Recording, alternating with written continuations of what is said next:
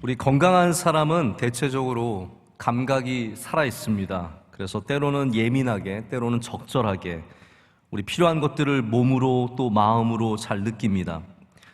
영적으로 건강한 사람도 또 영적으로 감각이 살아있기 때문에 하나님의 말씀과 하나님의 인도하심을 분명하게 느끼고 경험하고 또 그것을 들을 수 있는 그런 힘이 있습니다.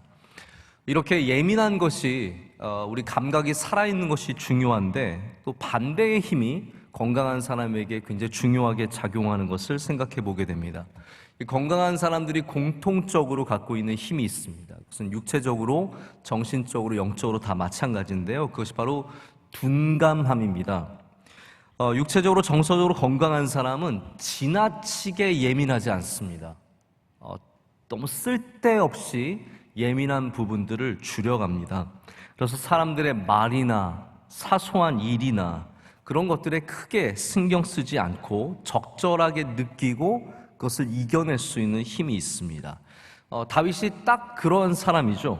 다윗에게는 영적인 예민함, 저는 이것을 단순한 예민함과 또 단순한 둔감함으로 부르고 싶지는 않고요. 그것을 믿음이 주는 특별한 힘이라고 부르고 싶습니다.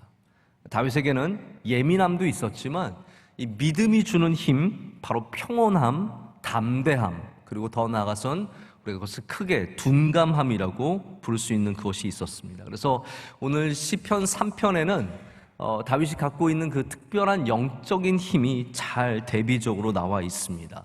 사실 우리가 둔감하다라는 것은 굉장히 부정적으로 사용을 많이 하지 않겠습니까? 그래서 저도 둔감함에 대해서 별로 좋아하는 것은 없었는데요. 제가 한 책을 한 권 만나고 나서 저의 생각을 조금 바꾸게 되었습니다. 일본의 베스트셀러였던 신라권의 작가인 와타나베 주니치라는 이분이 의사 출신의 작가인데요. 나는 둔감하게 살기로 했다라는 제목으로 한국에서도 번역해서 책이 나왔습니다. 원래 2007년쯤에 일본에서 둔감력이라는 책으로 나왔었는데 굉장히 큰 반향을 일으킨 다음에 우리나라에도 이제 넘어온 거죠. 저는 이게 굉장히 좀 관심이 가는 분야여서, 왜냐하면 제가 조금 예민한 편이거든요. 제가 소리에도 조금 예민하고 환경에도 좀 예민한 편이어서 제가 좀 둔감해지고 싶은 마음이 있어서 이 책을 좀 사서 읽어보게 되었습니다. 그리고 읽으면서 굉장히 좀 많은 도전을 받게 되었는데 이런 얘기가 있어요. 한번 화면을 보시면 이 작가가 둔감력에 대해서 이렇게 얘기를 합니다. 제가 이 책에서 말하는 둔감력이란 긴 인생을 살면서 괴롭고 힘든 일이 생겼을 때, 일이나 관계에 실패해서 상심했을 때 그대로 주저앉지 않고 다시 일어서서 힘차게 나아가는 그런 강한 힘을 뜻합니다 라고 말을 합니다. 자, 다시 말하자면 저자가 말하는 둔감력이라는 것은요, 그냥 둔한 감각 이것만을 말하는 것은 아닙니다. 이 둔감력은 사소한 것에 흔들리지 않고 크던 작던 주위의 환경에 지나치게 스트레스 받지 않고 이겨내고 견뎌내고 삶에서 의지를 갖고 살아가는 힘을 말하는 것이라는 생각을 해보게 됩니다. 제가 근래 우리 교회에서 말씀을 전하면서 다윗을 좀 많이 이야기를 했던 것 같아요. 그런데 제가 주제를 묵상하면서 여러 인물들을 생각해 봤거든요. 누가 예민하면서, 하나님께는 정말 예민하면서 이런 주변의 상황에 있어서 둔감한 사람이었는가 잘 생각을 해봤더니 바울을 처음에 좀 생각을 해봤어요. 그랬더니 바울은 좀 아닌 것 같아요. 바울은 약간 모든 면에서 예민함이 좀 살아있는 사람이었고, 다윗이야말로 굉장히 모든 면에서 담대함과 평온함과 이런 둔감함을 함께 갖춘 사람이 아니었는가라는 그런 생각을 해보게 되었습니다. 오늘 시편의 말씀은 하나님을 향한 그 믿음의 고백들, 그리고 하나님께 드리는 기도를 통해서 다윗이 얼마나 이 상황 속에서 하나님께 믿음으로써 나아가는지 그 예민함을 보여주지만, 동시에 이 상황들에 대해서, 수많은 적들과 그들의 소리에 대해서 그가 갖고 있는 평온함을 보여주기도 합니다. 이 시편 3편은 다윗이 저자로 등장하는 첫 번째 시편입니다. 그리고 여러분 오늘 말씀을 보시면 아시겠지만 여러분 성경에 이 제목이 적혀 있는 분들 계실 거예요. 압살롬을 피할 때 지은 시입니다. 그의 아들인 압살롬이 구테타를 일으키고 다윗을 잡기 위해 쫓아올 때 이 가장 불안하고 답답하고 억울하고 수많은 감정이 오가는 이 시절에, 이 시기에 지은 시이죠. 그때 이 시편에서 다윗은 환난 중에 여호와를 의지하고 하나님의 구원을 바라면서 노래를 하고 있습니다. 1절과 2절에는 비교적 명확하게 다윗이 어떤 상황에 처해 있는지 표현이 되고 있죠. 1절에는 대적이 많다라고 얘기하고 있고 일어나서 나를 치려는 자들이 있고, 또 2절에 가면은 그들이 나를 조롱하는, 다윗을 조롱하는 소리가 많은 것을 이야기를 하고 있습니다. 자, 여러분, 이 정도 되면 굉장히 마음이 흔들릴만 하거든요.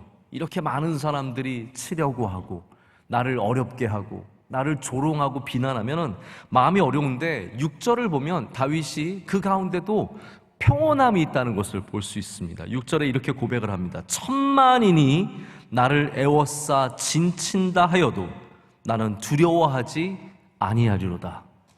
여러분, 이 얼마나 귀한 고백입니까? 다윗이 무심해서 아무 생각이 없어서 이런 노래를 하는 게 아니죠. 다윗은 이 모든 상황을 정확하게 판단하고 있었습니다. 많은 사람들이 정말로 다윗을 죽이려고 하는 것도 알았고 그들이 말하는 내용들도 알고 있었지만 그는 여전히 그 많은 사람들이 있음에도 불구하고 나는 두렵지 않다라고 말합니다. 여러분, 주변에 한 사람만 나를 어렵게 해도요, 그거 결코 쉬운 일이 아닙니다. 몇 사람이 작당하고 나에게 덤벼들면 그 일은 정말 밤을 새고 날을 새고 마음에 자꾸 되뇌겨지는 어려운 일이 될 수밖에 없는 것이죠. 근데 다윗은 어떻게 이렇게 그 마음속에 평온함이 있었을까요? 그것이 바로 오늘 말씀의 주제이자 제가 여러분들이 갖기를 원하는 그러한 힘입니다. 하나님을 신뢰하고 믿는 자에게는 하나님께서 평온함을 허락해 주십니다. 어려운 상황에서도죠. 환난과 고난 속에서도 이런 그것들을 둔감하게 이겨낼 수 있는 둔감력을 주셔서 우리에게 평온함을 주신다라는 겁니다. 자, 근데 저와 여러분이 먼저 풀어야 할 숙제가 있습니다. 이 둔감함을 제가 말씀을 드리는데 그냥 모든 둔감이 다 좋은 건 결코 아니거든요. 이게 어디에서 오는 둔감함이냐가 참 중요하다라는 말입니다. 살다 보면 우리 주변에도 둔감한 분들이 있어요. 냄새도 뭐야? 난 냄새 잘 못 느끼겠는데? 상황이 바뀌고 환경이 바뀌어도 거기에 대해서 별로 이렇게 잘 못 느끼시는 분들이 있습니다. 어떤 분들은 아내가 머리를 확 바꾸고 왔어요. 파마를 하고 염색을 하고 막 난리를 쳤어요. 그리고 집에 왔는데 남편이 전혀 못 알아보는 거예요. 잘 갔다 왔어? 여보, 나 뭐 바뀐 거 없어? 뭐 똑같은데 밥이나 먹자. 아무것도 못 느끼시는 분들이 있어요. 주변의 동료가 아프고 힘들고 괴로워하는 것이 역력히 보이는데도 하나도 그것에 대해서 전혀 인식하지 못하는 분들이 있어요. 또 자기가 하는 것을 전혀 잘 모르는 분들이 있어요. 목소리가 너무 커서 어디에 가서 얘기만 하면 사람들이 다 쳐다보는데 자기는 그걸 몰라요. 날 왜 쳐다보나, 잘생겨서 쳐다보나 줄 알고 그냥 계속해서 크게 얘기하는 분들이 있죠. 이분들이 갖고 있는 둔감함의 공통점은 뭐냐면요, 무관심입니다. 무심함이죠.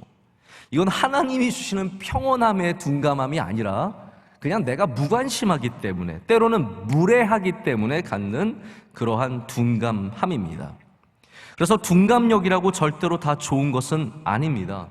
오늘 본문은 다윗이 무심해서, 무관심해서 넘어가는 것이 아니라 하나님을 믿기 때문에 쑥덕거리는 소리 다 들려요. 사람들이 어쩌면 다윗의 일행 가운데도 야, 하나님이 다 버리셨다. 우리 이제 끝났다. 뭐 하나님이 다윗 챙기시겠어. 이제는 다 끝난 거야라고 하는 거 들리지만 그럼에도 불구하고 하나님을 신뢰하는 믿음이 있기 때문에 갖게 되는 둔감력이라는 겁니다. 그래서 약점으로서의 둔감력이 아니라 강점으로서의 둔감력을 가질 수 있어야 된다는 거죠. 그럼 믿음이 우리의 삶에 주는 특별한 능력 중에 하나가 바로 이렇게 둔감할 수 있는 능력이라는 것을 제가 말씀을 드리고 싶은 겁니다. 4절을 보면 다윗이 기도하는 장면이 나옵니다. 내가 나의 목소리로 여호와께 부르짖으니 그의 성산에서 응답하시는도다. 셀라. 여러분, 기도하면 우린 그 다음에 뭘 해야 됩니까? 그럼 밤에 기도하면 여러분 무엇을 하셔야 됩니까? 밤에 침대에서 여러분 이불에서 기도하시죠? 기도 안 하고 주무십니까?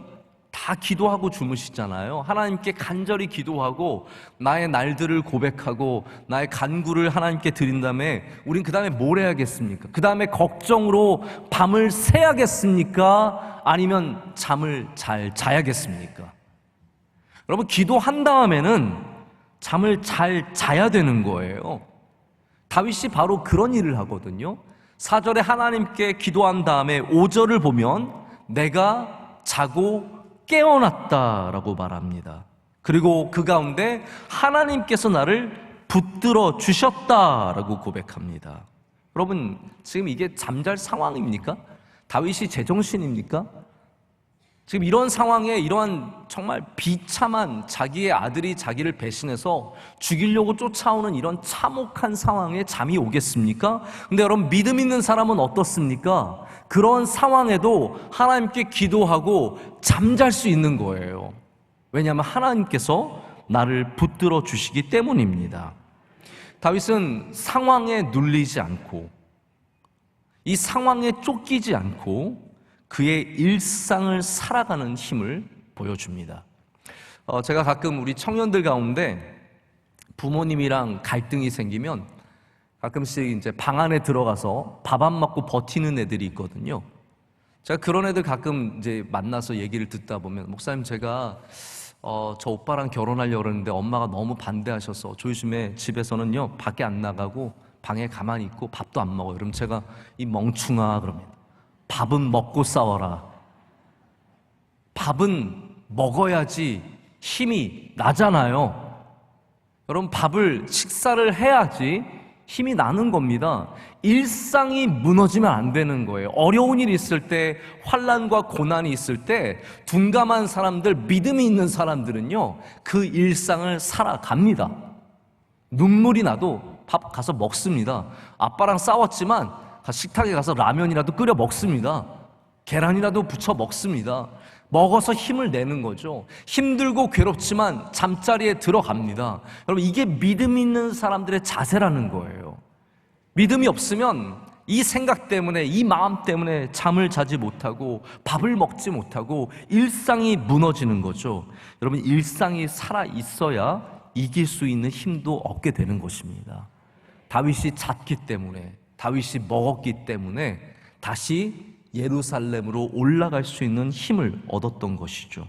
자, 그래서 우리는 오늘 말씀 속에서 이 둔감력이 발휘되어야 하는 분야 두 부분, 제가 말씀만 이야기하기 때문에 뭐 다른 것도 많이 있겠지만 딱 두 가지만 여러분과 얘기를 나누고자 합니다. 첫 번째는 뭐냐면 많음에서의 둔감함입니다. 많음을 향한 둔감력입니다. 1절과 2절에는 많다라는 단어가 3번 등장합니다. 무엇이 많은가 하면 대적이 많고요, 치는 자가 많고, 일어나서 치려고 하는 자가 많고, 그리고 말이 많습니다. 그를 욕하고 조롱하는 말이 많았던 것을 보여줍니다.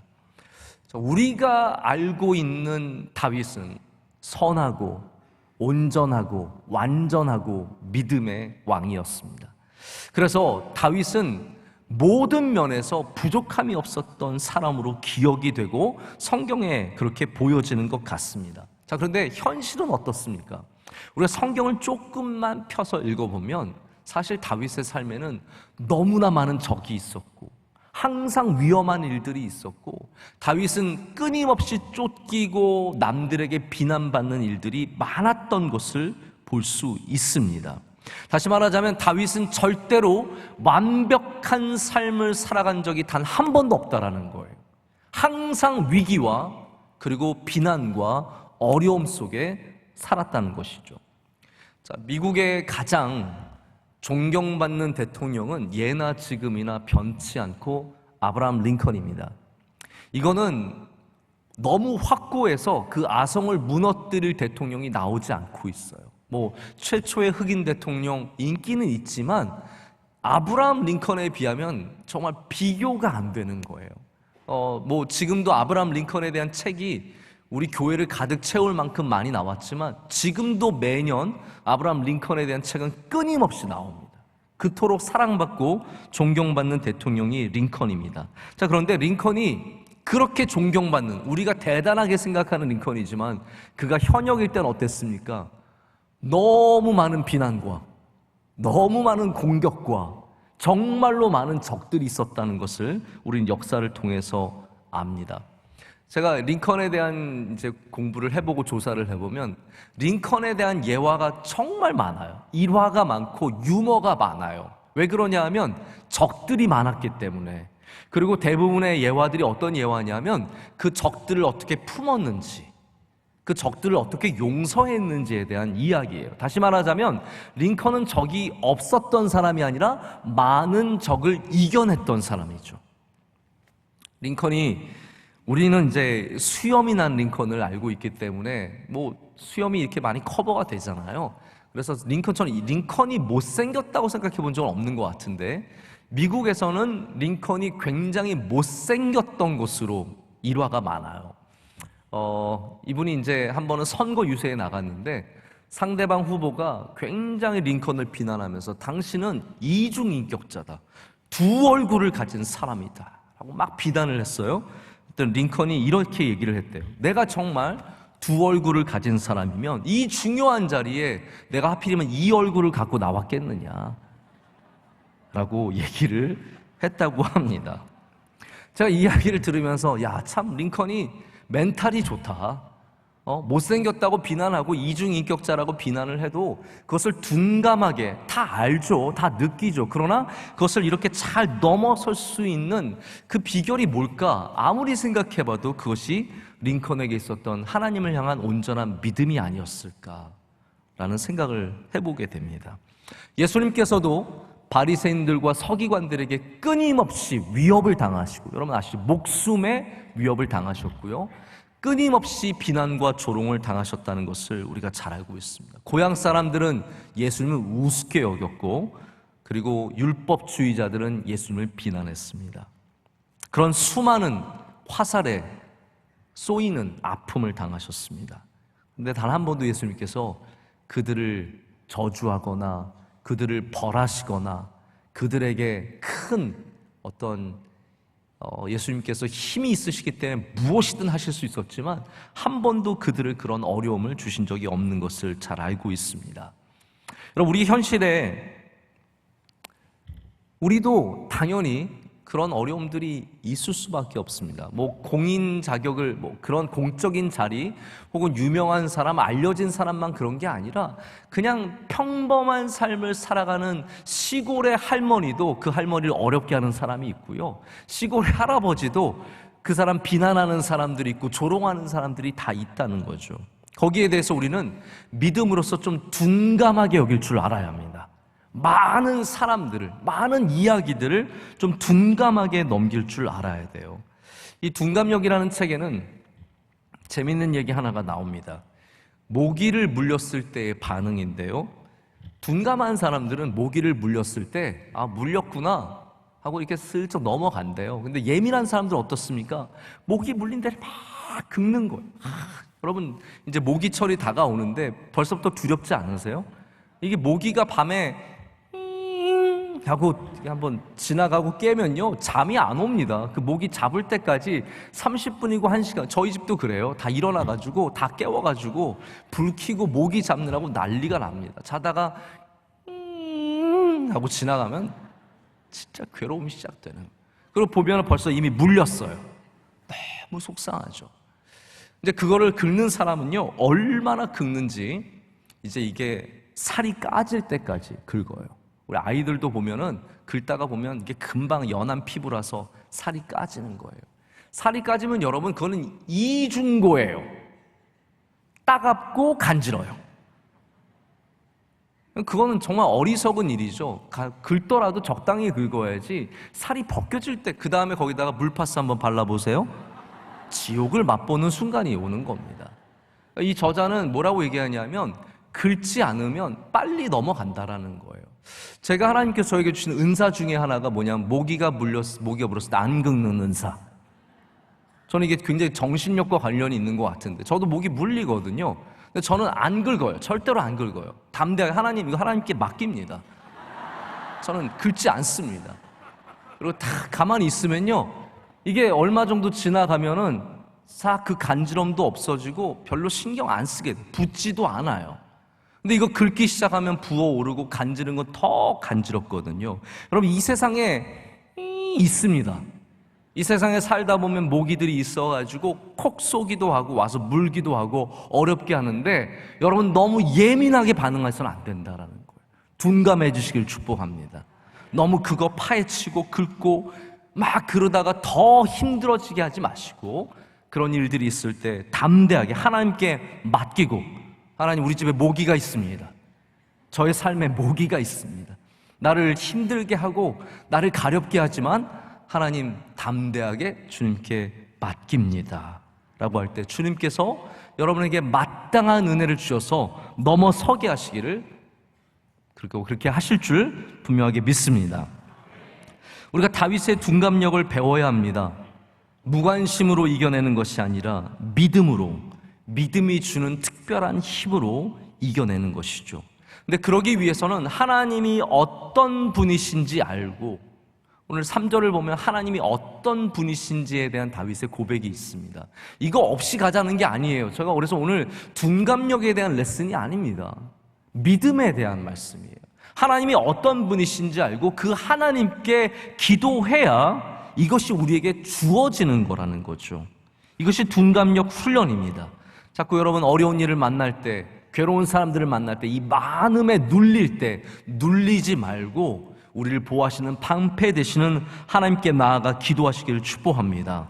그럴 때 이 5절의 은혜가 있는 거예요. 저는 시편 3편 중에 가장 은혜가 되는 구절을 꼽으라면 5절인 것 같아요. 내가 누워 자고 깨었으니 여호와께서 나를 붙드심이로다. 여러분, 이게 얼마나 태연한 천하태평의 모습입니까? 비상 상황이에요. 어려운 상황인데 밤새 쿨쿨 잘 잤다는 거예요. 그래서 시편 3편을 뭐라고 부르냐면요, 아침의 시편이라고 부릅니다. 다윗이 밤새 잘 자고 아침에 일어났어요. 근데 아침에 일어나서 처음에는 자괴감이 들었어요. 내가 이렇게 잘 자도 되나? 내가 이런 상황에서 이렇게 잠이나 자도 되나? 근데 가만히 생각해 보니까 뭐예요? 아, 내가 지난밤에 하나님께 부르짖었고 하나님께 기도했는데 하나님께서 밤새 나를 붙들어 주셨다 라는 것을 깨닫게 된 거죠. 내가 잘 잔 게 아니라, 내가 아무 생각 없이 천하태평한 게 아니라 하나님께서 나를 붙들어 주셨다를 깨닫게 된 겁니다. 여러분, 우리가 잘 잔 게 그냥 잠이 많아서가 아닙니다. 하나님께서 우리의 영혼을 붙잡아 주시면 어려운 상황 속에서도, 괴로운 소리들 속에서도 잠잘 수 있는 거죠.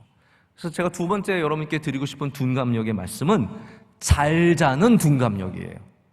이게 평안에 하나님이 붙잡아 주시는 둔감력이거든요. 원래 예민한 사람들은 늘 잠자는 게 쉽지 않습니다. 불면증 환자들은 또 다른 이유가 있을지 모르겠지만 대부분 예민한 사람들은 잠자는 데 시간도 오래 걸리고 그것이 만만치 않습니다. 제가 한 번은 디트로이트 공항에서 환승을 하는데, 거기 가면 환승 공항인 것 같아요. 정말로 많은 사람들이 다 비행기를 대기하고, 제가 몇 시간 기다리면서 사람들을 이렇게 관찰을 했어요. 사람들을 관찰하는 재미가 있습니다. 그 중에 이제 제가 특별한 한 그룹을 발견을 했어요. 여학생들인데, 미국 아마 중고등학생, 좀 어려 보이는 그런 여학생들이었는데, 이 학생들이 똑같은 옷을 입고 배낭을 맸어요. 아마 어디 수학여행을 가는지 그렇게 어디를 가는 것 같은데, 다 한결같이 열댓 명이 다 베개를 껴안고 있는 거예요. 근데 제가 그걸 보면서 제가 너무 공감이 되는 거예요. 왜냐하면 잠자기 어려운 사람은요, 어디 갈 때 자기 베개 가져가야 돼요. 왜냐하면 호텔에 좋은 베개 소용없습니다. 높으면 잘 안 맞으면 힘든 거예요. 낮아서 이게 너무 푹신해도 힘든 거예요. 뭐가 필요해? 내 베개가 필요해요. 내 베개. 내 베개라고 아세요? 내베개가 있어야 잠을 잘 수 있는 거예요. 그래서 이 아이들도 제가 보니까 어디를 가는지 몰라도 캠핑을 가는지 자기 베개는 다 가져 나온 거예요. 제가 참 공감이 갔습니다. 잘 자는 게 여러분 얼마나 큰 은혜인지 모릅니다. 제가 보면 저희 부모님이나 제가 참 원망스러운 건 저희 아내가 너무 잘 자요. 저희 부모님도 너무 잘 주무시고요, 저희 아내도 정말 잘 자요. 참 무심하게 잘 자요. 저는 옆에서 잠을 이루지 못하고 있는데 혼자서 이미 누워서 1분 내로 이미 가셨어요. 여보 하면 이미 대답이 없으세요. 제가 참 어려운 거는 저도 좀 예민한 성격이기 때문에 뭐 빛이 있거나 뭐 소리가 크거나 어디에 갔는데 막 윗집에서 소리 난다 그럼 전 잠자기가 어렵고 힘들어요. 아이들이 잠꼬대라면, 그래서 저는 아이들이 잠꼬대 몇 번 했는지도 알아요.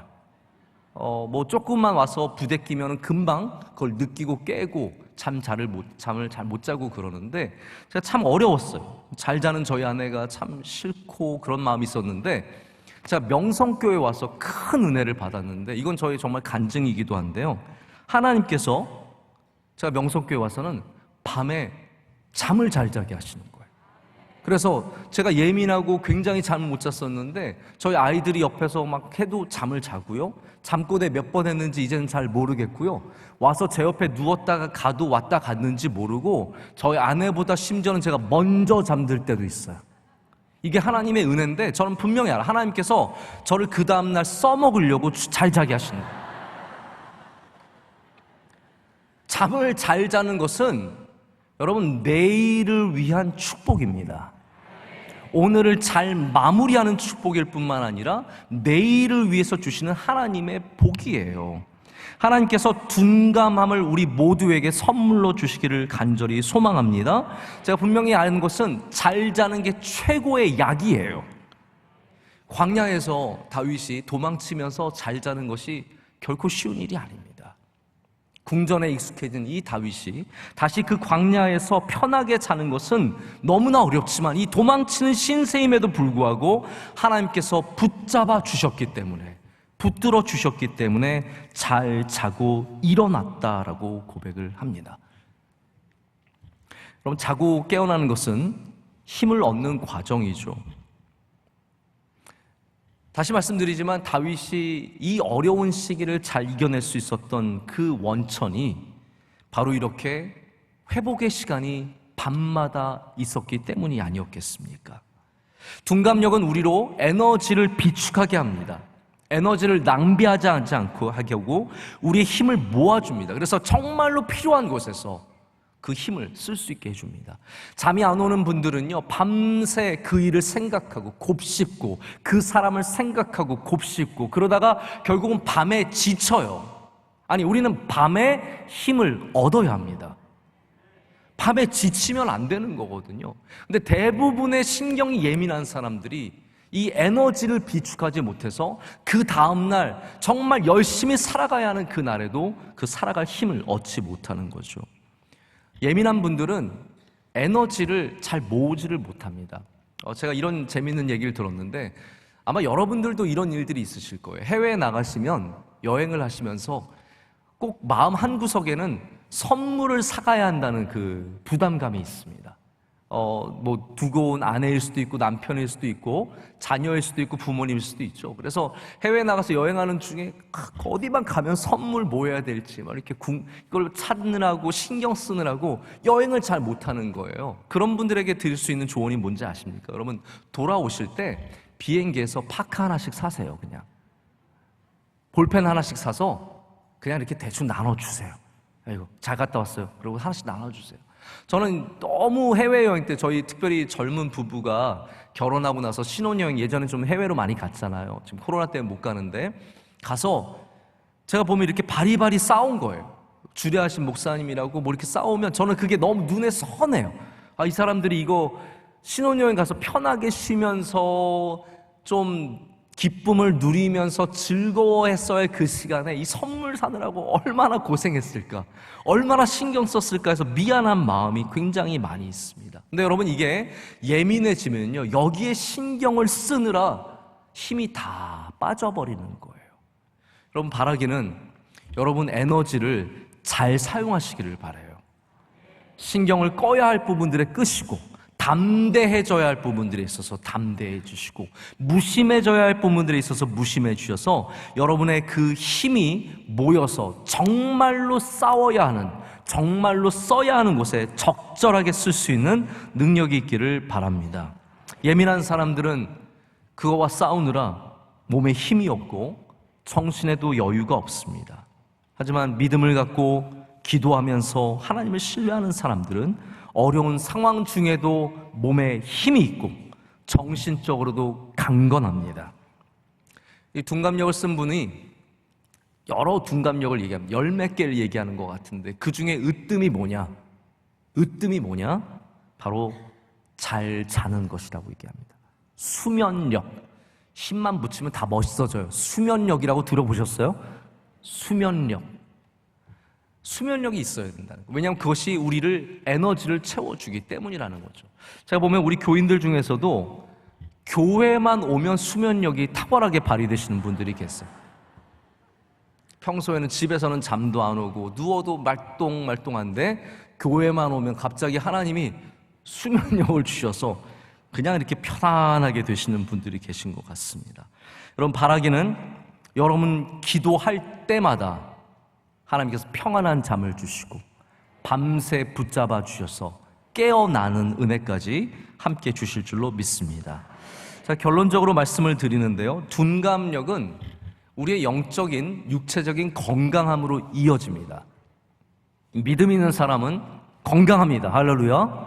저는 그것을 분명하게 믿습니다.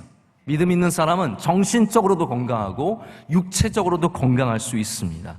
저는 가끔씩 우리 교인들이 지나친 예민증에 걸릴까 봐 걱정이 됩니다. 예민해지면 날카로워지고 정신적으로도 굉장히 문제가 되기 쉽습니다. 근데 신앙을 예민함으로만 끌고 가면 안 됩니다. 신앙에는 예민한 부분들이 있어요. 우리가 깨어서 하나님의 말씀을 들어야 하고 기도하면서 하나님의 음성에 집중해야 되고 예배 가운데 예민하게 하나님의 임재하심을 경험을 해야 합니다. 할렐루야. 그게 맞습니다. 그런데 많은 신앙 서적들이 마치 그러한 슈퍼 센시티비티, 하이퍼 센시티비티, 이러한 과도한 예민성을 마치 좋은 영성으로 포장하는 경우가 있습니다. 모든 거 하나하나를 다 영적으로만 생각하게 하고 예민하게 반응하게 하는 것이죠. 그것은 결코 건강하지 않습니다. 이렇게 하나님을 향한 지나친 예민함이 사람을 향해서 나아가게 될 때 그 관계가 무너지고 건강하지 못하게 됩니다. 여러분, 성경에 하나님을 향한 예민함을 사람을 향해서 돌리는 사람들이 누구입니까? 바로 바리새인들입니다. 바리새인들은 그들이 하나님 앞에 의로운 것으로 부족하지 않아요. 사람들의 일거수일투족을 바라보면서 비난하고 비판하고 돌로 치고 저주하죠. 그래서 예수님께서 하시는 거, 안식일에 사람을 고치는 거, 안식일에 먹는 거 하나하나 예민하게 바라보면서 신경 씁니다. 결국은 그들이 복을 얻지 못하는 거죠. 여러분, 우리 신앙인들은 하나님을 향해서 건강한 예민함을 가져야 하고요, 그리고 우리 주변의 사람들을 향해서는 조금 둔감해질 필요가 있습니다. 야, 저 사람 뭐 사나, 뭐 입나, 어떻게 하나. 교회에 와서도 우리 새벽 예배 드릴 때, 여러분 새벽 예배 마치고 기도하시는 분들이 많이 계시거든요. 근데 기도하시는 분들에게 너무 거슬리는 분들이 계세요. 옆에서 주여 주여 하면 그게 막 거슬리는 거예요. 옆에서 누가 방언으로, 저도 막 이렇게 새벽 예배 끝나고 새벽부터 방언으로 너무 크게 기도하시는 분들은 좀 자제하는 것도 좋지 않을까 하는 생각을 하지만, 그래도 내가 기도하는데 교회 와서 부르짖는데 그거를 너무 신경 써서 내 기도가 안 되면 그건 굉장히 문제가 많은 겁니다. 여러분, 새벽에는 자기 기도하세요. 남의 기도 듣지 마시고. 평생 남의 기도만 들으시는 분들 계세요. 옆에 사람이 그랬나? 그런 일이 있었나? 그러면서 계속 옆에 사람의 기도만 듣는 거예요. 아니, 자기 기도하시라고요. 내 기도하다 보면, 내가 하나님께 집중하다 보면 남이 그렇게 거슬리지 않습니다. 제가 한 목사님 어떤 얘기를 들었는데, 이분 굉장히 사실 뭐 이름만 대면 다 아는 굉장히 유명한 목사님인데 저한테 이런 얘기를 해주셨어요. 이분이 새벽 예배를 마치고 기도를 하면 꼭 특정한 인물 한 명이 자기 뒤에서 꼭 기도를 한대요. 근데 기도를 하는데 정말 기도를 잘하는 거예요. 저 누가 들어도 은혜가 될 만한 그런 기도를 뒤에서 열심히 새벽 예배 끝나고 하는 거예요. 나라를 위해서 기도하고 교회를 위해서 간절히 기도하고 목사님의 목회와 목사님 가정을 위해서 정말 막 눈물을 흘리며 기도를 하는 거예요. 목사님이 듣다 보니까 이분은 정말 괜찮은 사람이다라는 생각을 갖게 되고, 그리고 나중에 이분을 굉장히 빨리 장로님으로 세우시게 되었대요. 저 정도 기도하는 사람이면 너무 훌륭한 사람이니까 빨리 우리 교회에 훌륭한 일을 맡겨야겠다 시키셨는데, 결과적으로는 지금은 교회에서 가장 목회를 어렵게 하고 교회 일들을 회방하고 교회를 굉장히 어렵게 하는 그런 분이 되셨다라는 거예요.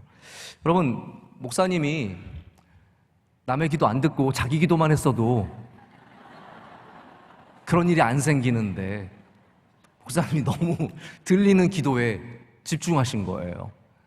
여러분, 저도 여기서 이제 새벽 예배 끝나고 기도하거든요.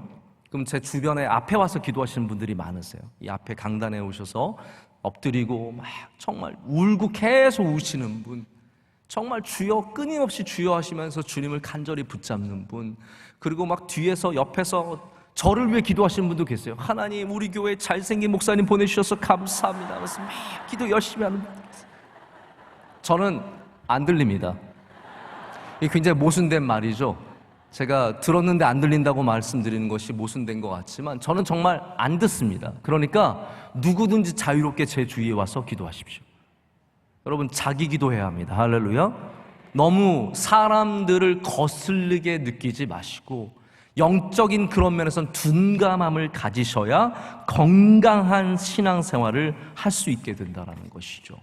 원래 둔감함은 사실은 뭔가가 잘못됐다는 사인일 경우가 많습니다. 영적인 삶에도 둔감함이 주는 부정적인 사인이 분명히 있어요. 내 영혼에 외치시는 하나님의 음성이 인식되지 않고 예배에서 뭘 해도 기쁨이 없고 내가 하나님께 나가는 태도와 자세에 대해서 전혀 무관심해지는 이러한 말라기적인 우리의 둔함이 있다라는 거죠. 하지만 반대로 이 복잡한 사회에서 수많은 사람들과 상황들과 그 목소리들을 듣고 살아가는 우리들에게 영적인 둔감함은 중요한 방패의 역할을 합니다. 다윗은 위기의 상황 속에서도 하나님을 신뢰하고 그 신뢰함이 주는 둔감함을 방패 삼아서 이 위기를 넘어서게 됩니다. 건강함을 광야에서도 지킬 수 있습니다. 여러분, 다시 말해서 광야에서의 건강함은 하나님을 신뢰하는 둔감함입니다. 할렐루야. 광야에서 건강을 잃으면 안 됩니다. 광야일수록 건강해야 합니다. 사망의 음침한 골짜기일수록 우리 정신과 생각과 몸이 건강해야 합니다. 그러기 위해서는, 우리 무너지지 않기 위해서는 어느 정도의 영적인, 육적인 둔감함이 필요한 것이죠. 믿음 있는 사람은, 기도하는 사람은 하나님께서 그 믿음이 주는 특별한 힘, 오늘 둔감력을 갖게 하실 줄로 믿고 그것을 갖는 사람들은 넉넉히 이겨내서 마침내는 예루살렘으로 돌아가는 은혜를 누리게 될 줄로 믿습니다. 기도하시겠습니다. 하나님, 감사합니다. 오늘 주의 많은 성도들이 이 세상에 답답한 일을 당하고 어려운 사람들을 만나고 또한 그들의 어려운 이야기를 들을 때가 많습니다. 하나님, 우리의 방패가 되어주셔서 그런 모든 것들로부터 우리를 막아주시고 또 우리로 둔감하게 하셔서 그 일들을 넉넉히 이겨내게 하여 주시옵소서. 우리를 사랑하시고 우리의 방패 되시는 예수 그리스도 이름으로 기도드립니다. 아멘.